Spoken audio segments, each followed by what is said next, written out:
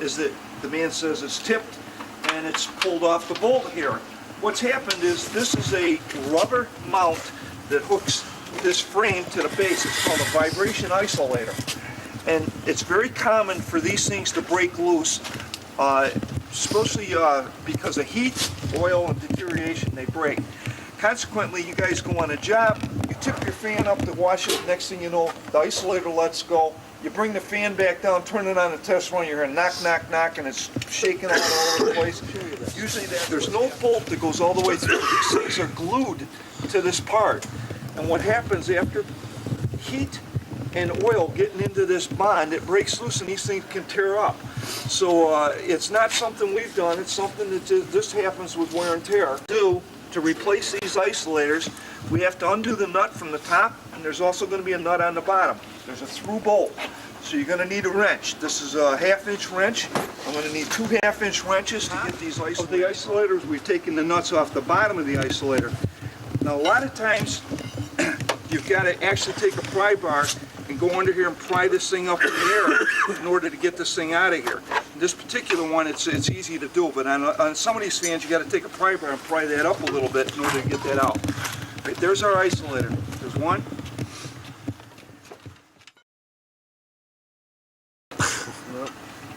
Right, there's our broken one. Do we all see how the vulcanization came apart?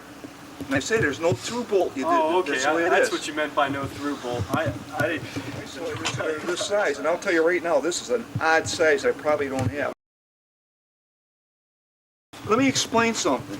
If I use a fatter isolator, what it'll do is raise this whole unit up. If it comes up too high, the bottom of the fan blade will hit the base. But what I can do is loosen up the blade and slide it down in the shaft and use a fatter isolator.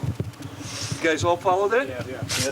All right, so what I'm going to do, I'm going to look at my box. Now, first of all, looking at that thread, I've got enough experience. I can look at that and know that that's a 5/16 thread. A 1/4-inch thread will be a little bit smaller. So I want to find one with the same size thread. I don't want to get a... I don't know if we're going to be able to do this or not. So no, it'll raise it up too high, not unless you drop the shaft. Let's just see how much room we got on the shaft here. It's good experience for you because this is the type of stuff every day. Now look, the shaft's hanging out the bottom. Yeah. I got room to pull that. I got room to pull that wheel down. That's the shaft right here? Yep.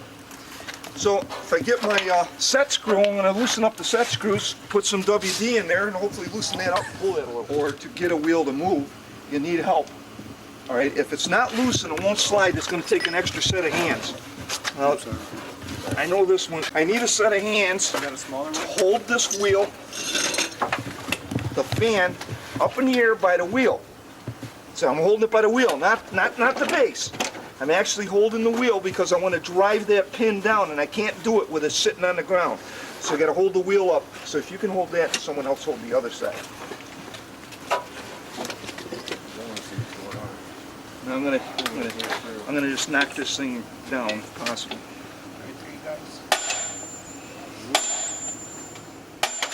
There it is. Okay, we got it. That's it. On top of the game, you know. All right. Now we've moved the drum, the fan up on the shaft enough that now we can put them bigger isolators in there. The reason we wanted to get that fan down is so it don't hit the top. Right. But also down here in the base, you want the fan as close to the base as you can possibly get it without hitting. What do you think if we leave a big gap in? What's going to happen? It's going to suck air from around instead of pulling it up the pipe. So that's why we want that blade down as far as we can get it to the bottom.